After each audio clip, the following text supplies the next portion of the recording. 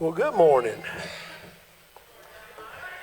In case you're new with us here, we talk to each other here at Stony Fort. So if you just feel like talking to me, just go on and just talk it out. We'll get it out. So happy Father's Day. Happy Father's Day. Now, we talk about this when we talk about Mother's Day, but I want to especially talk about this when we talk about Father's Day. I understand that Father's Day is not a happy day for a lot of people. In fact, one of our own church members, Nicole Dickman, lost her father this morning. Yes. So Father's Day is going to have a different meaning for her from this point on. Some of you, I realize, at home in this room don't even know your dad. And I'm so sorry for that. Some of you suffered at the hands of your dad things that you should never have suffered. And I'm so sorry for that. But I want to encourage you and hope you remember that you cannot, when we talk about God as our Heavenly Father, you can't project your earthly daddy's negative stuff onto God. Because God is God. He is love. He doesn't just love. He is love. He is love. I remember, I've told you this before, but I think it bears repeating. At First Baptist, when we were doing our student ministry there, one Wednesday night, my topic that night, we had about 250, I guess, high school students in the room, and my topic was Daddy, our Heavenly Daddy. You know, Jesus called God Papa, Daddy. And that doesn't negate the fact that God is God. He's holy. He's pure. He's righteous. He deserves our worship. He deserves our awe. He deserves our respect. But Jesus said, even though he does all that, he still comes to us as Papa. So I was talking about that, and I was talking about our Heavenly Daddy, and I'll never forget it, just clear as I can see it right now. This young girl sitting right here, she's a high school girl. She got up and she ran out the back door, and I could see she went out the back door, and Larry and Brenda Rutland went out behind her, and she literally, and I'm not trying to be, she literally got physically sick on the sidewalk outside the room. I mean, boom, I could see it right there. And so at the end of the service, Brenda and Larry came, and they said, we need to talk with you. And so the girl came, and she said, look, and she began to explain to me the stuff that her earthly father had done to her was so horrible that when she even heard the word daddy, it made her physically sick, and she had to run outside and throw up. So I understand where you're coming from. I understand where you're coming from. Had one of my band students who was beat about his face to a face that I couldn't even recognize with a baseball bat by his own daddy. Had another one of my band students, precious girl, who was pistol whipped by her daddy while he was drunk in a stupor, pistol whipped her with a .45 pistol, and then told her to run, and thank God he was too drunk to aim, and he was firing at her as she ran. But I want to tell you something, folks. The most glorious thing of all that is when that precious band student came and stood in front of 250, 300 high school students and shared her story about her face being broken all to pieces by the butt of her daddy's gun. And then she stood there and she said, but I want you to know the most glorious thing of that is when I forgave my daddy and I went back to him and told him, because Jesus forgave me, I can forgive you. Guys, listen, I'm going to tell you, I understand. This is real life, dude. This ain't no, Hallmark movie. Some of us have amazing dads that we're so proud to be, but some of us have dads that we can't even stand to be around. And I understand that. And whether you're a stepdad struggling with this thing, whether you're an adoptive dad struggling with this thing, whether you're a dad struggling with this thing, or whether you've lost your dad this year, or whatever it may be, God is in the midst of it. And God can use that in miraculous ways. And so I want us to jump in here and, being a daddy, being a father can make your life full and give it just this lasting sense of gratification and achievement, but it can also drive you to drink. I mean, let's be honest. What preacher didn't say that, did he? Yeah, he did. Some of them youngins just gonna make you just want to pull your hair out. You know, they just gonna do it. But that doesn't negate the fact that you're their daddy. You know?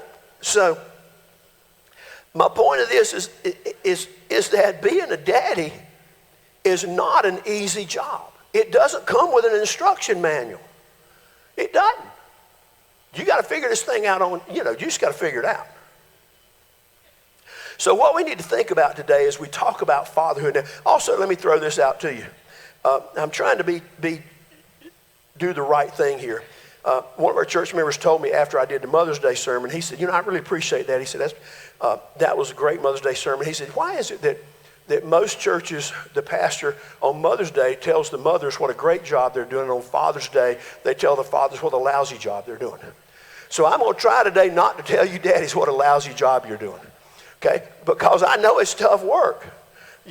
We got 3 kids, 12 grandkids, and all of us just traveled across the country for 3 weeks like gypsy caravan going across the country and came back. It's all good. It's all good. So I want us to think about the way that we perceive and the way that we work and build this family. A lot of us, like Cindy and I love to have a garden. Didn't have one this year because we knew we'd be gone most of the summer, but we love to have a garden. Now, some of you who know about gardening understand that if I want to have a garden, I just don't go down to Buying and Pose and get a bunch of seeds and stuff and come out and just look and go, oh, I think I want a garden right there. It don't work that way, does it? What you think them seeds going to do? They're not going to come up. Them birds going to have them, and them chickens going to have them. Okay? You can't just throw a bunch of seed out and think and hope, against all odds it's going to come up.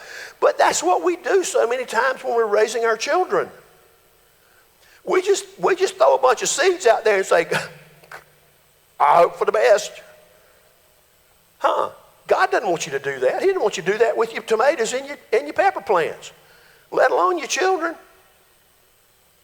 He wants us to cultivate our children and cultivate our families. And that's what it is. If you're gonna be working in this thing, first thing we got to do is we got to go get the tiller. And we got that thing gonna beat you to death. But I got to till it up. I got to till it up probably 5 or 6 times. Get it nice and good. And then we go into the chicken coop and into the goat pen. And we get some of them little pellet things. I ain't gonna tell you what they are, but you use your imagination. And we fill a garden full of them little pellet things. And I take them back in. And I take them in. Okay? And all of a sudden, you lay it out, it's rows and all this kind of stuff, and you put the things in there, and you water it, and you do all this, you fertilize it, and pretty soon you got some nice plants coming up. That's what we have to do with our children and our families. We have to cultivate our families. Look at this slide. Cultivating. Cultivate is a verb, and it means this: to apply oneself to improving or developing. That's what we do with our children and our families. We have to apply ourselves to improving and developing our children and our family. Next thing, to nurture and to help grow. That's what we do. We have to nurture those little seeds so that they grow, and we Steve and I put little things around to keep the deer from eating them and all that kind of stuff, and we put stuff around so that things don't get in there. That's what we have to do with our children and our families. We have to put protective barriers around our families and stuff, because all that stuff on the outside going to try to get in there.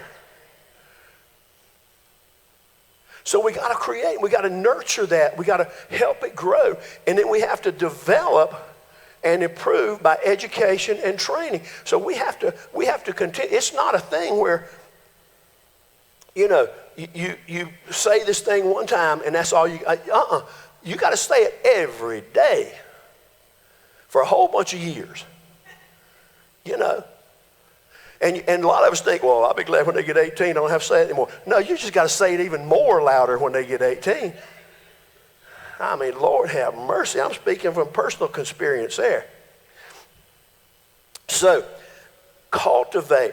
That's what we want to talk about today. We want to help us learn to cultivate, work that soil that our families, our children are growing in, protect them, educate them, pull it together so that we didn't just throw out a bunch of seeds and hope for the best. We did everything. I want to hit heaven's door and have Jesus say, dude, you did everything humanly possible to raise your children right. That's what I'm looking for, you know. So let's look at this thing just a minute. Here we're going to break it down. And I want to look at 5 truths of fatherhood. 5 truths of fatherhood. Now the first one is something we've talked about almost every week during this 8 or 9 week series here. And the first one is this. Family was God's idea. He come up with it. You know, Adam and Eve didn't sit around and say, hey, you want to make some more? And I'm sure Eve was like, shoot, no. I don't even know what you're talking about, but I don't want to know what you're talking about. God said, look, I want you to multiply. I want you to fill the earth. Okay, I want you to multiply. And so the thing that we have literally said this every single week is, and we need to understand this, God's plan for transforming the world runs directly through the family unit. It does. It runs direct. I mean, God's plan goes right through the family unit. That's why he created family. Okay? God's idea, you know, family was God's idea, and it's the primary means and way that he wants us to reproduce and multiply not only ourselves, but the gospel. That is where the gospel takes root in the family. That's where it takes root. Children are a gift from God. That's what God says. And we're going to be using, you can see all these things in my Bible here. We're going to be using a bunch of verses today. All right, so just hang with me now. Remember, our Bible's divided into 2 sections, Old Testaments to the left and New Testaments to the right. And we're going to be jumping all around, but I want to start, but don't let it throw you off. I've got the old part of the Old Testament in the back of this Bible here. So God says children are a gift. And we're looking at Psalm 127. And I'm reading from, on this particular one, I'm reading from the Passion Translation. So look what it says here. And think about this, dads and moms, okay? Children are God's love gift. I'm just going to let that hang there a minute. As much as you want to strangle them, as much as you want to send them to live with somebody else, as much as you want to put them in a hole and bury them till they're 18, they are God's love gift. They are heaven's generous reward. Listen, your children are not punishment on you. God did not say, send children to that person. He needs to be adjusted. No, God don't say that. It says they are heaven's generous reward. And then it goes on to say this, children born to a young couple will one day rise to protect and provide for their parents. Happy is the couple who has many of them. A household full of children will not bring shame on your name, but victory when you face your enemies. For your offspring will have influence and honor and prevail on your behalf. They are God's love gift. Listen, children are not an inconvenience. They are not a burden. And I'm just going to say this. I'm going to throw this out here right now. There are no illegitimate children. There may be illegitimate parents, but there are no illegitimate children. I can take you right now to some family members I have who had children out of wedlock, who that child has brought so much blessing into those families. So children are not a burden or an inconvenience. God says right there in his word, he said, look, they're intended to be received and valued as a gift from God, a reward. And so they should be treated like this wonderful inheritance and get care and training. Now understand, I'm not saying you don't jerk a knot in their rear end, when you need to. I'm not saying that. Okay? Sometimes they need a knot jerked in their rear end. All right? But you got to think through that thing. What God's saying here is that children, boys and girls, should be raised in the knowledge of God. Listen, listen, listen. Don't fall for that mess about, I'm going to let them discover for themselves. No, you're not. You're not going to let them discover the dentist for themselves. You're not going to let them discover the school for themselves. Why in God's name are you saying you're going to let them discover God for themselves?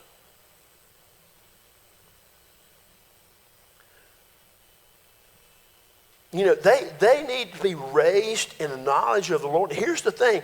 They need to be gaining experiential knowledge of God and who He is and His love and His grace and His forgiveness by watching their moms and dads live in that same grace and forgiveness and mercy that God gives them. Mamas and daddies, we are the Jesus that our children see for so many years.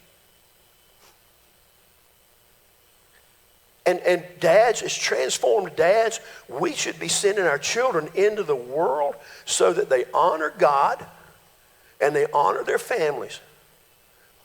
Building this next generation is so important. It's kingdom work, guys. Listen, you're doing kingdom work when you're raising your children. And let me throw this out too, it just occurred to me. I realize there's a lot of you here who don't have a dad in life. And moms, single moms, I appreciate what you're doing. You're doing a great job. So you're not neglected, and I don't want you to think that, that you're not, to be encouraged here. But building this next generation is kingdom work. So man, we should never even dare to think about engaging in this without submitting ourselves and everything about it to God's agenda. Okay? Not Oprah's agenda, not Dr. Phil's agenda, not none of that stuff. God's agenda. Okay? Second thing about fatherhood. Fatherhood is a God-given commission. God has literally commissioned us to engage, equip, empower, and encourage our children. That's what nurturing is all about. That's what we do when we have these children. We nurture them. We engage them, equip them, encourage, empower them. Okay? Look at this quote by Andreas Kostenberger. Parents ought to consider themselves entrusted with the temporary responsibility and stewardship of nurturing and cultivating a child's heart and mind in light of Scripture and on behalf of God. We talked about this a few weeks ago, Proverbs 22:6. It says, dedicate your children to God and point them in the way that they should go, and the values they've learned from you will be with them for life. So dads and moms, we are to train our children up and guide our kids. And one of the things we do there is to do that, it involves making teaching understandable so kids can differentiate between wisdom and stupidity when they're making decisions. Okay, that's what we have to do as early as possible. Now, here's the thing, and I'm just going to throw this out. I'm not going there to settle on this. But if you make all the decisions for your children, they're never going to learn to make decisions or accept the consequences of their decisions. I'm just saying.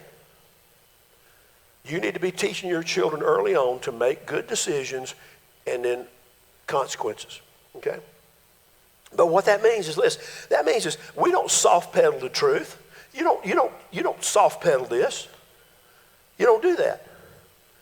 And you don't only say what your children want to hear or what you think is the cool thing to say. You don't do that. But you also shouldn't bulldoze them, and cut them off at the knees. And then you shouldn't be beating them over the head with this either. This is a weapon against evil, not against your children. Did you hear what I said? Stop beating your children on the head with your Bible and start talking to their heart. And some of you getting mad at me right there. I feel it. Because you say, oh, he just said the Bible. No, I didn't say that. But you know how well that worked for you, didn't it, when your mom and dad beat you on the head with a Bible? Did it run you to church or away from church? Be honest. Jesus is listening. You don't have nothing to do with church, did you? No. There's a better way. And one of the things, too, and I love the way this translation says, is that one of the other translations says, train up a child according to their way. In other words, according to the unique personality that God's given. You can't train up a child exactly. If you got 3 kids, you can't do the same thing for all of them. You got to train them up according to their particular bent, their personality, their gifting, their talent. Okay? You got to do that. So the way that you deal with every child under your authority then is different. And the reason it's different is so that it benefits them and has the most positive impact on them. Listen to what Deuteronomy says here. Let me see if I can find Deuteronomy in here. All these things. Oh, I'm sorry. I don't have it in this Bible. This is from the Christian Standard Version. Listen to what this says. This is Deuteronomy 6, 4 through 9. Many of you have heard this before. Listen, Israel, the Lord our God, the Lord is one. Love the Lord your God with all your heart and with all your soul and with all your strength. Did you hear that? That's, in other words, every part of your being. These are the words I'm giving you today are to be in your heart. Repeat them to your children.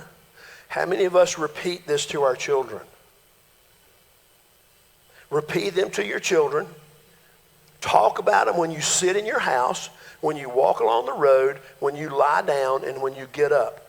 Bind them as a sign on your hand and let them be a symbol on your forehead. Write them on the doorpost of your house and on your city gates. Guys, dads, what this means is that you and I have to be actively and intentionally teaching the truth of the Bible to our children. They are not going to get this by osmosis. It ain't going to happen. Okay? I told you one time before about when I was at Furman getting my music degree, and I had this brilliant idea that if I played music under my pillow all night before the exam, that somehow or another it would sink into my head, and the next morning when I went into my exam, it would just magically pop up. Don't ever do that. A, I didn't get no sleep, and B, I failed the exam. And I had to go to the doctor. Dr. Smith, I'm going to tell you how stupid I am. I slept without under my pillow. He said, you're not the first one. Come on back, take it again. So, but this is what we think. Oh, if we just send them to church a little bit and we play a little Christian music on the radio, they're going to get it and they'll be all right. No, they won't. Nothing wrong with taking them to church, nothing wrong with Christian music. You got to be intentional about it. You've got to be proactive, moms and dads, speaking into their lives. This verse, these verses right here, are known in Hebrew as the Shema, and which means hear. It means Shema Israel. In other words, listen, Israel. This is God talking. Listen. And Moses thinks this is so important. He's telling them, hey, guys, get your pen and paper out because you need to take some notes about what I'm about to say. And Jesus later on will call this the greatest and the most important commandment. Listen, it is critical that we get this right and that the Israelites got this right if they were going to survive and if they were going to make it in the land that God gave them. The family unit would become the main place where faith and love for the Lord was modeled and transferred in the family. So it says, parents, you need to teach this stuff to your children in the everyday events of your life. Notice what he says there. When you sit down in your house, when you walk along the road, when you lie down, when you get up. In other words, every part of your life, you need to be living and speaking God's word so that you can transfer to your children, now listen to this word, a biblical worldview. Our children are going to get a worldview one way or the other. They're either going to get it from school and from their friends and from every TV and all this other mess, they're going to get it from that, or they're going to get it from you. I would prefer my children have a biblical worldview as opposed to I don't even know what kind of worldview. Okay? Pervert, yeah, okay. But a biblical worldview. And what does a worldview mean? What is that? Basically, it says the way you look at the world. And that means this. We teach our children to look at the world through the lens of God. It's like glasses you put on with a different color in them. Everything turns that color. I've got some great rain driving glasses I wear on the motorcycle, and they've got yellow lenses in them. And I'll tell you, put them things on, and everything's yellow. That's a yellow worldview because I have that lens on. So what lens are you putting on your children? What lens are you putting on your children?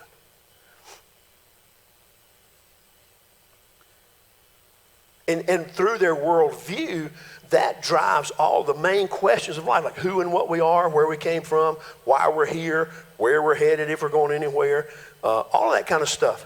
So, and I'm going to tell you this, and listen carefully. The responsibility to teach your children a worldview, do not abdicate that to the government or the school or even the church. People, that comes from your house. That comes from your kitchen table.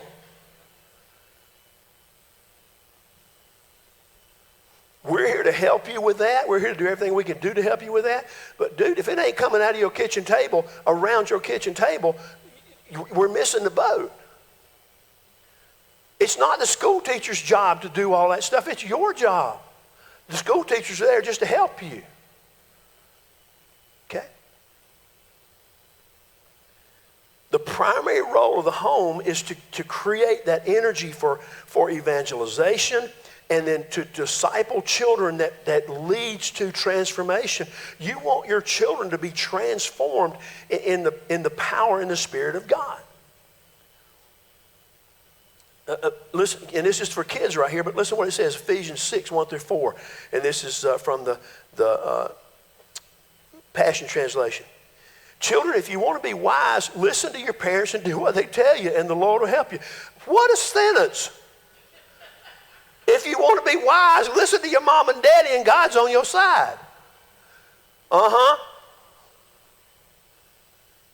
Listen to them. It's amazing how smart your mom and daddy get the older you get.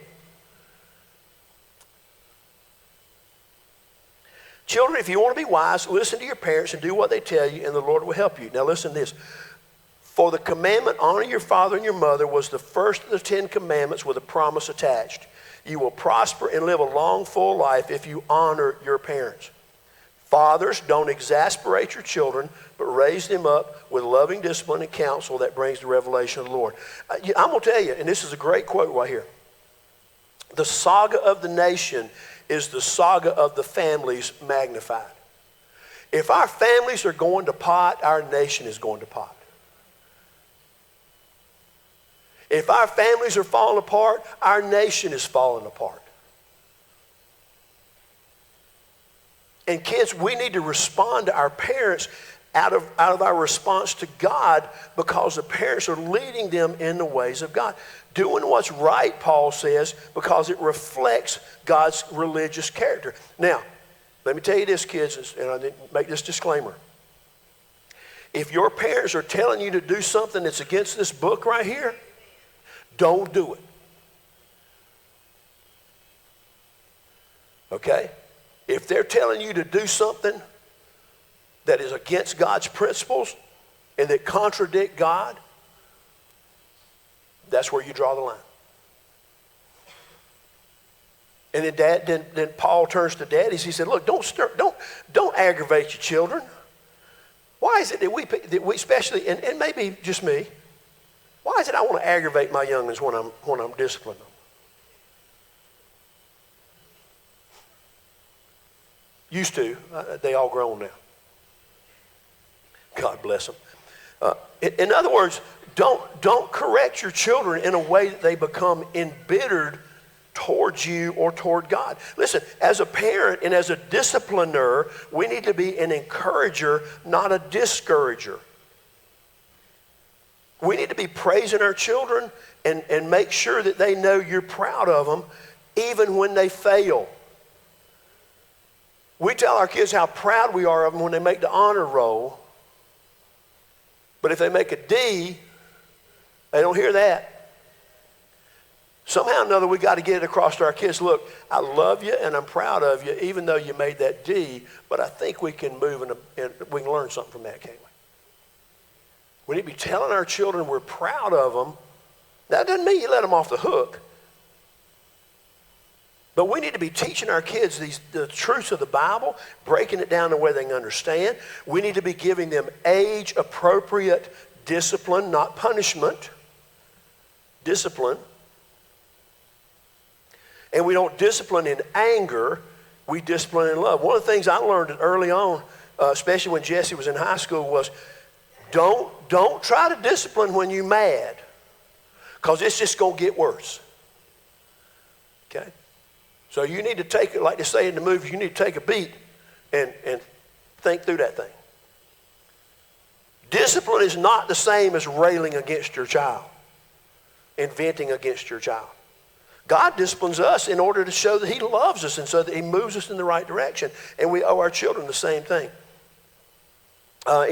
And Paul was talking in Timothy, and Timothy was getting ready they were talking about him becoming a church leader and all this kind of stuff. And listen to what it says here in 1 Timothy 3 and 4. His heart should be set on guiding his household with wisdom and dignity, bringing up his children to worship with devotion and purity. Basically what that's saying is if you want to be a leader, a husband and father has to manage his own household and lead his children well. After all, if he's going to be in leadership, if he can't lead his children, how is he going to lead a congregation? Now, to do that effectively and to competently manage your home or your church, listen, that does not mean that there are never any problems. That just means when you run into problems, and you're going to, then you take responsibility and you address them biblically and appropriately and properly. Third thing about fatherhood. Fatherhood takes intentionality. In our men's series, we went through a whole six sessions, or 6 seasons, I should say, of the 33 series. And we learned from studying Jesus, we learned what authentic manhood really is. And here's what we learned in that. An authentic man rejects passivity. Listen, the world is going to tell you, just be passive on your young'uns. Just be passive. Be a detached father. It's okay. You need to reject that. Reject passivity. And not only do you reject passivity, you accept responsibility. Guys, this is a sacred calling. We accept the responsibility. Then we lead courageously. Regardless of setbacks, confusions, craziness, struggles, all that stuff, you keep leading courageously. And then the fourth thing is we invest eternally. We pour these scriptures into ourselves so that they in turn pour out of us into our young people, so that our young people see the value of this. Okay? We got to be intentional. Fourth thing, gospel-centered dads focus on the heart. And we've talked about this so many times. Fathers who only focus on behavior and not on their child's heart can be very toxic. Gospel-centered fathers shepherd their child's heart. And you've heard me talk so many times about the Tripp brothers, shepherding the child's heart in the age of opportunity. What we usually do when we discipline or anything like that is we usually focus on the external behavior, which means that we're just trying to modify their behavior and we're trying to get them to manage their sin. Folks, that ain't what we need to be doing. God says the key to change and transformation and victorious living, the key is your heart. Proverbs 4:23 says, so above all, guard the affections of your heart, for they affect all that you are. Pay attention to the welfare of your innermost being, for from there flows the wellspring of life. Listen, raising our kids is an ongoing responsibility. Moms and dads, we have to encourage our children And to keep God's word in their heart and to guard their heart.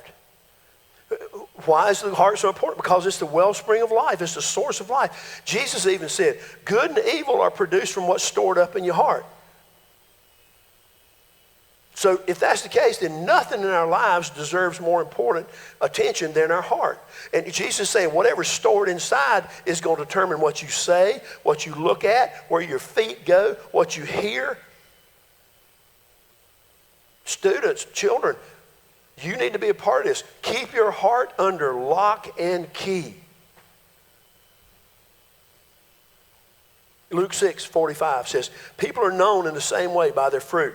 Out of the virtue stored in their hearts, good and upright people will produce good fruit. But out of the evil hidden in their hearts, evil ones will produce what is evil. For the overflow of what has been stored in your heart will be seen in your fruit and will be heard in your words. What he's saying is people identify trees by the fruit they produce. If you look at an apple tree, you see an apple tree. You know, we were out in California and we saw all kind of crazy trees. We saw lemon trees. We saw orange trees. We saw even where they make those little halos. You know, I don't know how they make them little bitty things, but they're little tiny oranges. Trees full of them. And then almond trees, you know. So if you look at it, you say, what is that kind of tree there? Oh, it's got almonds on it. It's an almond tree. Duh. Okay? Folks are looking at you the same way and us saying, what kind of fruit are what kind of fruit is that person producing? Guys, we speak from the overflow of our heart.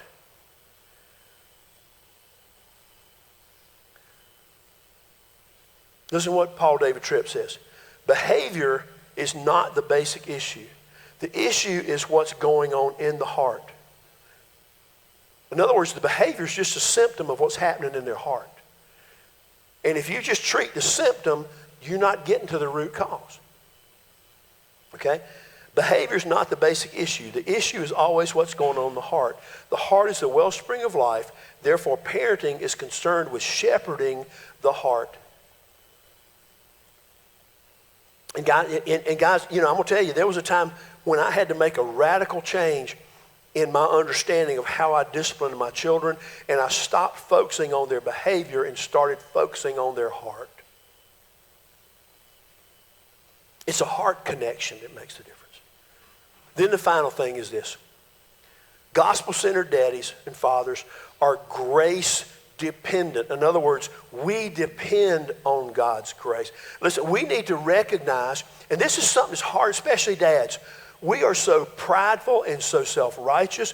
I'm not nailing you. I'm just speaking to myself. We're so prideful and self-righteous that we refuse to see our own brokenness, and we want our kids to think we got it all together, and I don't need no forgiveness before a holy God, and you just do what I do because I'm telling you to do it, not because I'm exhibiting it to you. I'm just telling you to do it. And so we need to recognize our own need for the grace of God and forgiveness. And we need to understand our own brokenness before a holy God. Romans 3:23 and 24 says this. And I love the Passion Translation. For we have all sinned and are in need of the glory of God.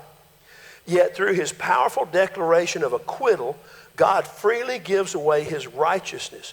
His gifts of love and favor now cascade over all of us because Jesus, the Anointed One, has liberated us from the guilt, punishment, and power of sin.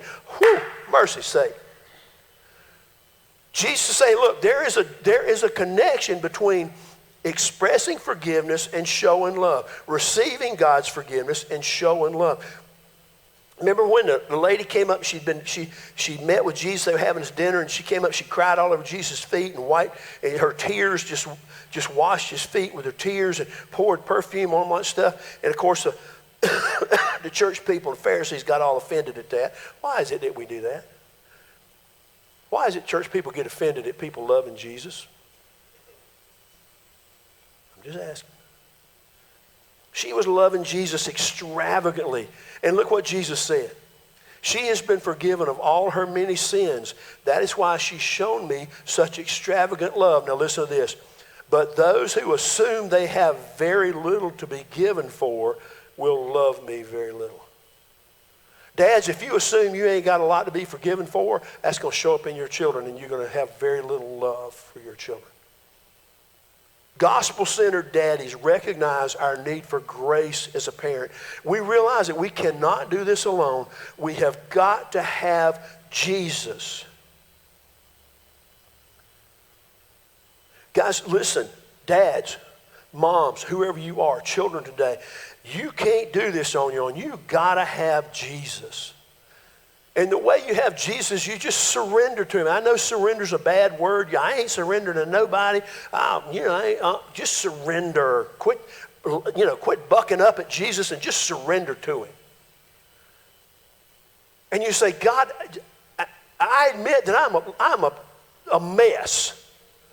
I've tried all this stuff. I've done it my way. I've done it everybody else's way. And I didn't done your way yet. But God, if you're who you say you are, I admit that I am a mess. I'm a sinner. I am as lost as a ball in high weeds, and I ain't got a clue where I'm going.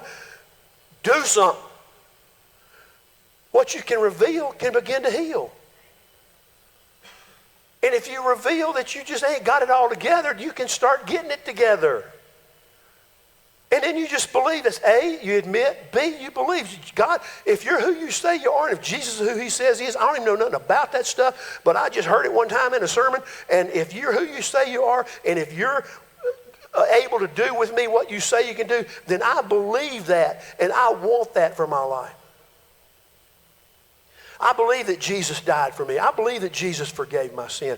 I believe that Jesus secured my eternity. I believe that Jesus freed me from the power and the presence and the penalty of sin. I believe that stuff. And you just confess. C, A, admit. B, believe. C, confess. You confess it. You say, God, I need it. I got to have it. I want it. Pour it into me. And guess what? He'll do it. He'll do it. He'll do it. And you don't have to pass no test or nothing. Jesus passed the test for you. Many of you in this room today, many of you at home today need to say that. Some of us have been trying to parent, especially dads. Some of us dads have been trying to parent from the masculine mindset. We need to start parenting from the Jesus mindset and the grace mindset and let that just overwhelm us. So maybe today, maybe you're a Christ follower, but you've been trying to work this thing out and you've been doing the wrong thing with your children. And today is your day to say, God, I want to start parenting from a God perspective. I want my children to have a godly worldview that is given to them by me through your scripture, and that's what I want my children to do. You can do that today. Whatever God's telling you to do today, you do it. God has plans for people in this room beyond our wildest imagination. If you need to chat or pray, I'll be right over here. Our prayer team will be around too if you want to pray with them. I'd love to chat with you. I'd love to introduce you to this Jesus guy. He is so amazing. He is there to help you in every struggle. He ain't gonna sprinkle fairy dust on your family and make all your kids' problems go away. I wish that was the case, but it ain't gonna happen. What he's going to do is he's going to sprinkle love in your family and help you through them things. Whatever God's telling you to do, you do it today to the glory of him. I'll be right over here to chat, or our prayer team will be around if you need prayer. God bless you. Let's continue to worship through our music.